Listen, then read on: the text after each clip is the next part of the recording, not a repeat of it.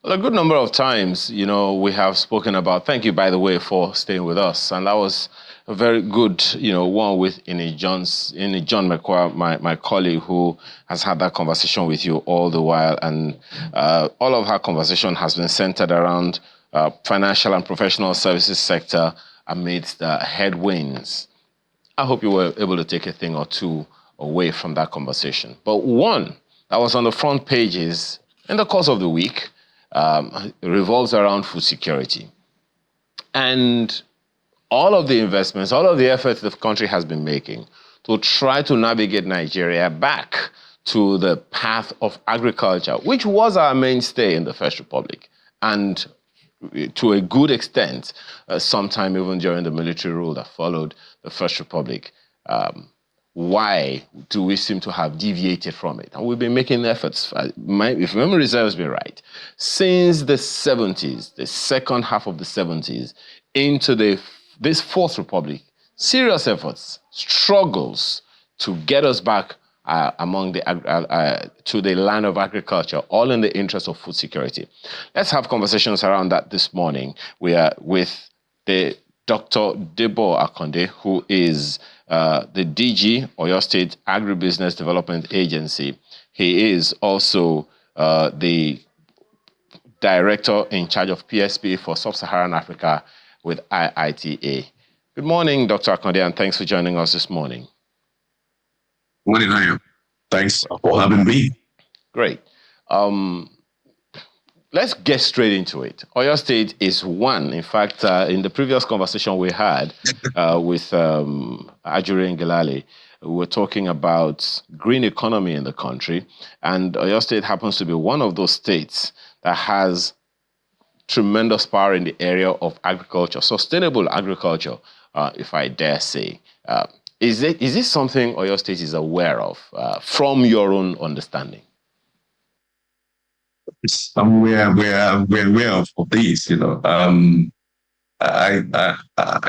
will not permit me, but it is essential to mention that we did a good survey of the state, 5 years ago to understand what we have as our comparative and competitive advantage in agriculture and agribusiness, documented, and we have those documents in place. And the outcome of those survey, is what is guiding the policy, the strategy, and the program that the Oyo State government is adopting now for the past 5 years, actually, not just now. And if you look at this data that is available, even from the federal government, it shows to you, or it will show to you, what that has led to in the last 5 years. In the last 5 years, the crop production in the state, in Oyo State, has grown astronomically, compared to the previous 5 years, on almost all crops, and I have those data that I could share with you as well. I mean, this is a combination of data from the federal government and the state government also. So yes, we were aware of this. We knew, we understood, what were the structural challenges that has been affecting agriculture, as you have rightly mentioned, for ages. All the accesses, that are required, the access to information, access to road, access to infrastructure, access to market, access to finance. And we tailor all our programs within the states to now respond to all these accesses. So if you see the project, the programs, policy programs, strategy of Oyo State, they are tailored towards all this, as it were. So yes, we are aware of this, and it's guiding all what we've been doing to a very large extent. Yeah. What would you say are the impediments to getting Nigeria to the path of food security? The president was one of the first things that the president spoke about. And I'm not sure I've heard any state government, even though they may be saying it, one way or the other. I've not really heard any state government come out and say, okay, these are our impediments, these are our challenges, and these are the lines we need to cross. The most we've had is that of food insecurity due to flooding, due to insecurity, and that's it. What are the impediments that Nigerians need to be aware of, particularly coming from an Oyo State, whom we happen to know was very, very strong in the area of agriculture in the First Republic, through which it built and developed Nigeria's first TV station? So you're right. We've I mean, the problem that came upon us now, the food insecurity problem that came upon us, it's not something of today alone, even though there are macro or microeconomic policies, that has exacerbated it. These are things that were already in place that will have ordinarily been a problem, but this become bigger because of some of the decisions that were not rightly placed. And like I mentioned earlier, and this is not just in Nigeria, and in most countries in Africa, we need to look at what we call the structural problem of agriculture. For a very long time, we have been looking at the problem of agriculture from the peripherals. We look at the challenges today, and we want to quickly look at intervention, and then we find ourselves in similar problems tomorrow. There are like around 5 or 6 accesses that has been known in agricultural literature, and it's been there. I'm not the one that is coming up with all these issues. You talk about the access to market, you talk about access to infrastructure, you talk about access to finance, you talk about access to input, you talk about access to information and technology as well. And you consistently need to look at how you will develop programs and strategy, to overcome all this problem of accesses. Let me give you an example, and I will use Oyo State that you have mentioned as a good example. Oyo State, as probably you have known, have large expanses of land, 28,000 square kilometers of land. That over 67% of that land is arable, meaning that you can cultivate over 67% of the land in Oyo State. By the time this government came in place, statistics of that we met shows that we've only cultivated less than 10% of that land. Now, those that has been the major actors, in agricultural sector in Oyo State and Nigeria and Africa in general, has been the smallholder farmers. And that is not to say there's anything wrong with the smallholding, but the question you want to raise is that enough to cater for the need of today? For Oyo State, if we had gone ahead to say that we want to do 20% of that arable land, that's 7% of the 28,000 square kilometers, we will have needed close to around 3.5 to 4 million smallholder farmers in Oyo State. That is almost 1/3, if not going to half of the population of Oyo State. It means that there's something wrong with regards to the kind of the actors that we depend on solely for the food security of Nigeria. The same actors that you have been engaging when our population was 50 or 60 million. It's the same actors that we want to remain to be the actors in the food security area. So something is wrong in that. And that's not just in Oyo State. I just use this as an example. If we look at it across board, these actors that we're even making reference to are already getting old. They're in their 65s, their 70s. It's becoming difficult for them to even imbibe new technology and innovation that would have helped us to accelerate production processes, as it were. Of course, they are doing their best, they are trying their best. I'm not here to put them down, but I'm saying that we need to start creating a new system of food systems, across board, and bringing in new actors that will complement what these people are doing.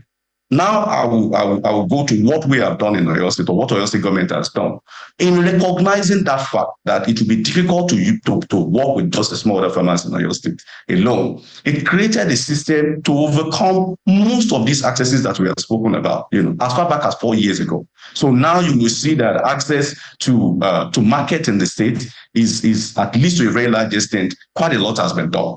Quite a lot has been done in terms of investment in rural infrastructure within the state. And I invite channels, to come around, and see these things. And maybe it's going to be helpful for other states to know what we're talking about. Access to market now is becoming something that is not a major problem. I requested some of my colleagues, that I work with, and even some media, to be stationed in key areas of the road infrastructures that have been built in Oyo State, in the rural area. By the way, 67% or a little bit more than that of the road that was built in Oyo State in the past 5 years were built in the rural area, targeting agribusiness and agricultural sector of the state. Now, if you station your camera and this road that I will mention, if you want to do an investigative journalism in that area, within the state, we have 6 regions, or 7, depending on where you belong. And all the access roads that are required within all this road has been built within the last 5 years. I'm talking about Iseye, Oyo, Iseye, Ogbomoso, Iseye, Ibadan. We're talking about Iseye, Shaki, Iseye, Yerua. Place a cameraman, in all those roads And I'm saying with all my honor that if you don't see over 100 to 200, I think is a capstar they call it, vehicle that is moving agricultural product, precisely cassava and maize, every day, come back to me and say that I've told a lie. This is what I have seen. This is what I have checked. Every day for the past month. That is what access, can do when the right infrastructure is put in place. Now, if that has not been done, what you will have been seeing is that most of this cassava will have been left on the field. Post-harvest loss will have become a major thing. That is one. The second thing is that the Oyo State government has started building what we call agricultural industrial hubs, across the whole of the state. One is completed in a particular location called Fashola Agribusiness Industrial Hubs. Within this hub alone, you have 10 industries within this hub, new industries that are focused on processing of agricultural products. That is what you refer to as access to market. For the whole of the region of Oyo, Isei, and some aspect of Ogbomosho, they have where to sell their product. Two of those companies, within that particular hub, are companies that are processing cassava to food materials, cassava flour or gari or whatever. Conde, just one moment. Just one moment. All of these that you're saying, I wouldn't blame you for trying to market your, whatever it is that you're doing. I'm actually looking at the challenges in the light of the nation, not just Oyo State. Because if these things that you're saying are actually as significant as you put them, then we'll not be having food security challenges. We'll not be having food security shortages. For instance, for the life of me, we've been talking about the special agro-industrial processing zones forever. Worth $520 million, Oyo State is one of those states who are pioneer beneficiaries, so to speak, in phase one of the project from the Africa Development Bank. So, and are all these things that you're saying, are they part of that initiative, or is this squarely, what exactly is happening with that one? That is exactly where I'm going to. Now I've moved into talking about smallholding to us engaging using different actors and using different approach. I've mentioned to you the agribusiness industrial hub, which is a mirror of this strategic agro-processing zone that I'm making reference to. And what I wanted to come up with is that if Oyo State, through one of this industrial hub, which is similar thing to what we call the strategic agro-processing zone, can be doing what they are doing with one, then you can imagine what will happen to Nigeria as a whole. So that's where I was going to. If we have similar agro-processing industrial zone in most of the states in Nigeria that have subscribed, to be part of this particular project. SAPZ is the project that has been approved over 2 years now by the board of the African Development Bank, and you can quote me saying this. What has happened to it from the federal level? That is the question you'll be asking. We've been at the stage of pre-implementation ideas and going back and forth. In a nation where we have declared the food security as an emergency. I would have expected, that those that have that are leading the project or the program within the Federal Ministry of Agriculture and Food Security, we accelerate, implementation of this particular kind of a project, which is over $550 million dollars. Dollars that has been approved. The irony of this is that the second phase of the project needs to be approved by the board of the African Development Bank by the end of this year. If we have not implemented this particular one, then how will they approve the second one? And this is one of the major projects that will have complemented what the smallholder farmers have been doing, bringing in large and medium or agricultural experts into a particular zone, to produce and to process. That was why I made reference to what Oyo State government has been doing, even outside of that African development. But it mirrored what SAPZ should look like. If 10 or 15 states are 5 or 6 of these particular kind of an SAPZ in their state, do you know what that will mean in contribution to the food productivity and production in Nigeria, and even the processing as well? For me, these are very crucial areas. We've done quite a lot of analysis with what is happening at the federating unit, at the federal level, at the state level. Great, wonderful, they are needed. But what about the programs and projects that speaks to the low-hanging fruit, that speaks to the immediate, and that will help us to accelerate decision making, and programs that will reduce the problem of food security within the country. My apologies. I mean, everyone who's listened to Channels Television would know that not only have I been talking about this, particularly because of the opportunities of job creation, it's also to see whether or not, everyone who is in the value chain actually understands and buys into it.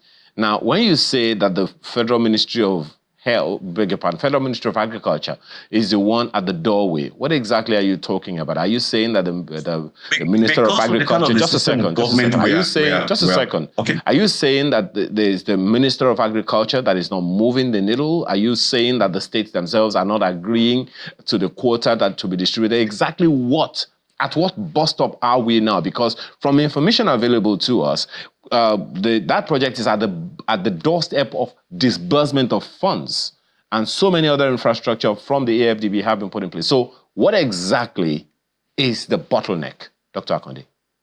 The bottleneck is that there is unnecessary bureaucracy at the Federal Ministry of Agriculture and Food Security that is not allowing the state to implement as it were. I mean, I'm saying these on the live program, and I'm making it as a clear point, when you have, I do understand, and I just a second, Dr. Akande, so we can drill down. Just 1 second, so that we can drill down. Is it from the Federal Minister of Agriculture, this bottleneck, this bureaucracy you're talking about?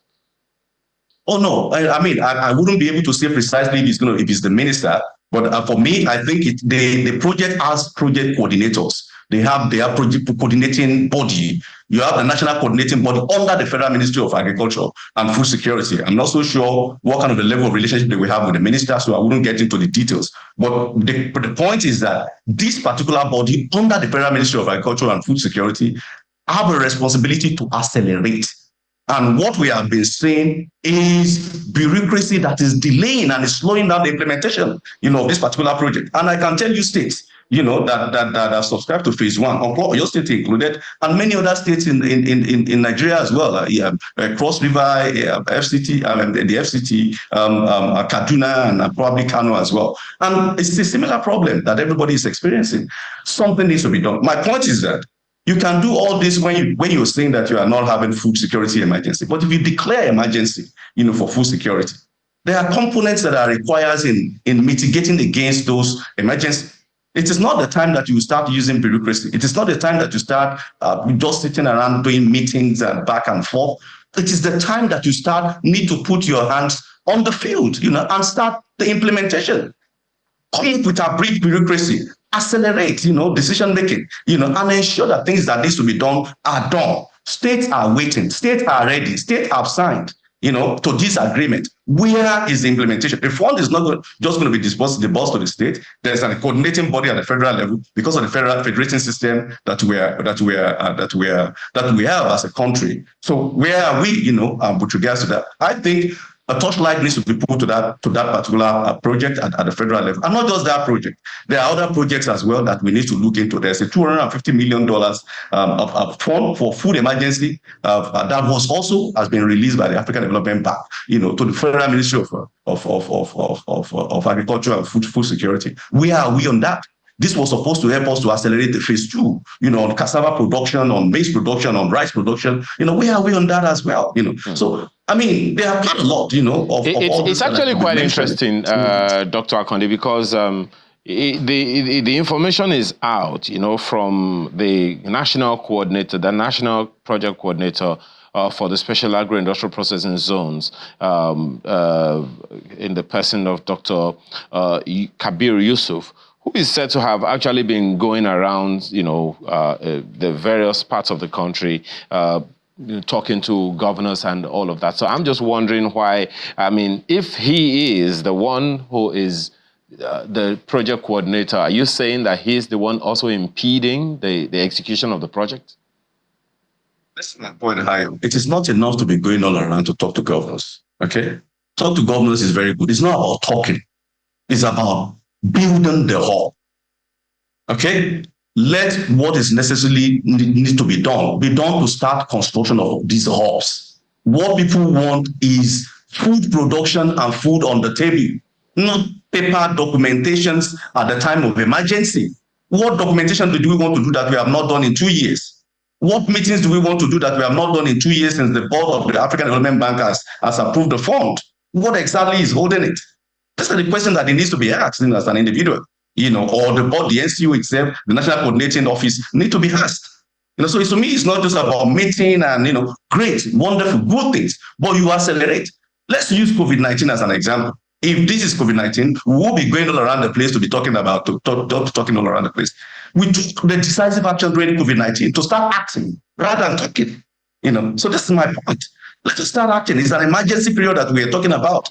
If we're talking about 10, 5, 7 years ago, maybe all these talkings and all this pre-implementation can prolong as much as it's going. But I'm not comfortable as an individual and as an expert that this has been delayed for this long and we are still where we are, despite the fact that we have the opportunity of the funding and still we start implementing.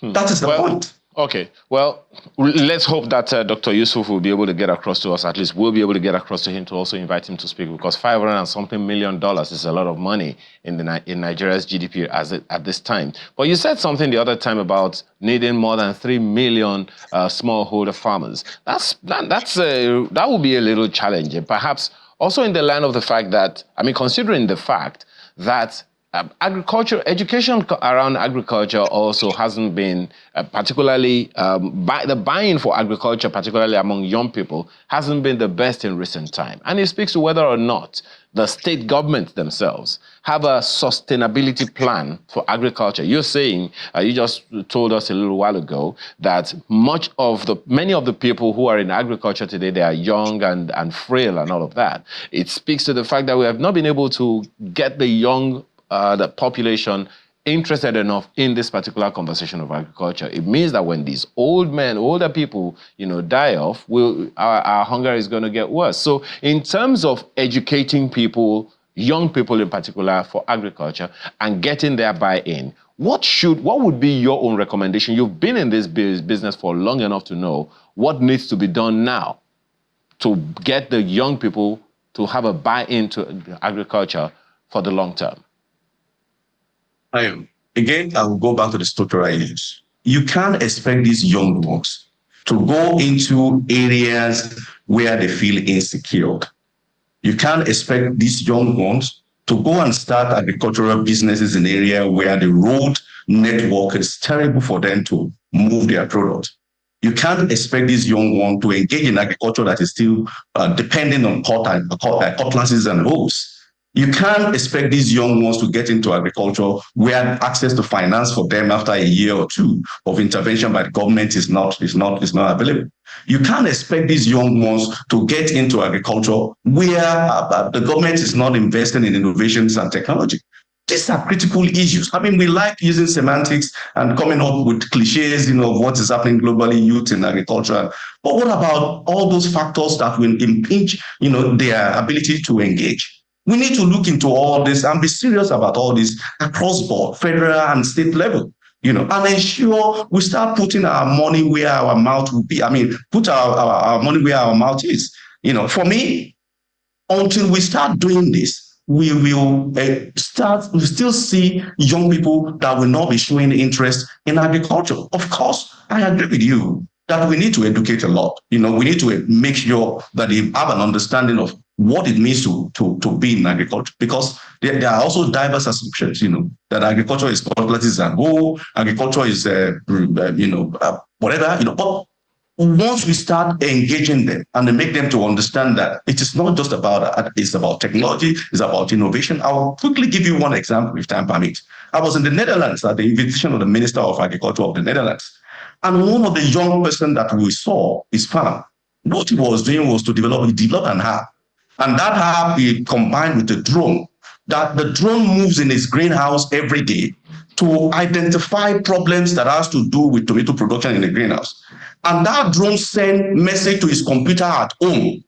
Okay? And those messages he print out of his computer, and that is what he used in implementing in his farm the second day. It's interesting. Yes. Greenhouse. Yeah, my apologies, Dr. Akande. It speaks to the fact that It's not just, these things can be done not just in the Netherlands, even in Nigeria as well, because we've seen one or two persons who we have also spoken to, who have also said, done some of these things and spoken actually using technology to defray insecurity was still on this particular program. Well, for now, we have to thank you very much, and we hope that we'll be able to get feedback from the National Project Coordinator of the SAPZ in the Federal Ministry of Agriculture to speak about the issues that you have raised. Thank you so much for your time this morning. Dr. Debo Akonde is DG Oyo State Agribusiness Development Agency. He's also the Director, PSP, Sub-Saharan Africa of the IITA. I appreciate your time today.